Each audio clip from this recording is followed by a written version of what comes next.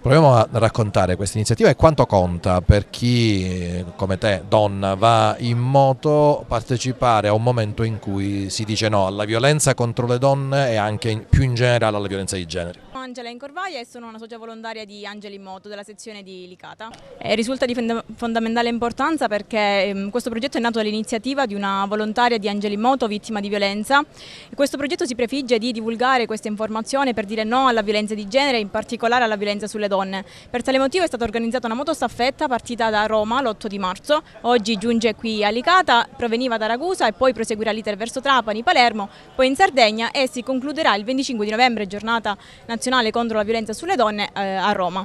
Noi oggi siamo qui per sensibilizzare tale tematica, ma soprattutto per far sì che queste donne vittime di violenza si sentano meno sole. La violenza non è solamente violenza fisica, violenza mentale, psicologica, violenza economica e quindi solamente attraverso quello che è un contributo collettivo è possibile allontanare questa problematica. Assessore Sitibondo, la presenza oggi degli Angeli in Moto fa ottenere due risultati: intanto il no alla violenza di genere, alla violenza contro le donne, e poi anche un momento di promozione della città perché questi motociclisti arrivano da tutta la Sicilia. Eh sì, è proprio così, noi da qualche giorno ospitiamo il casco rosso presso la nostra biblioteca comunale.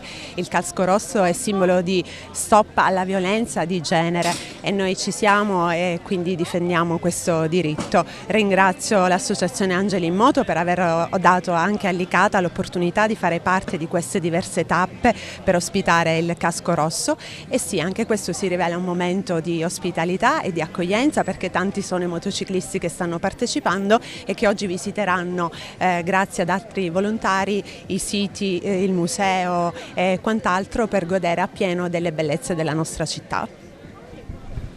Sì, sono Orazio Raciti, responsabile dell'associazione Angeli in Moto della regione Sicilia.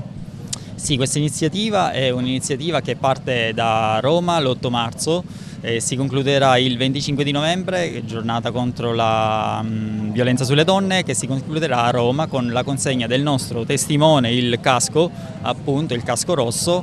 Si concluderà a Roma con la consegna del casco al Quirinale presso il nostro presidente Mattarella.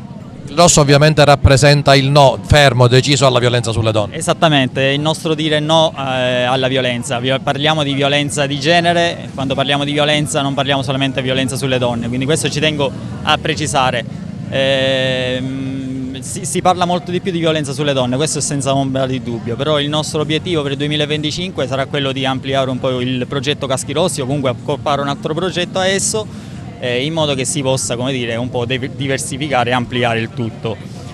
Questa è una staffetta che nasce come una campagna di sensibilizzazione, come diceva appunto sta facendo il giro di tutte le sezioni d'Italia, che sono all'incirca 53 sezioni territoriali in tutta la nazione.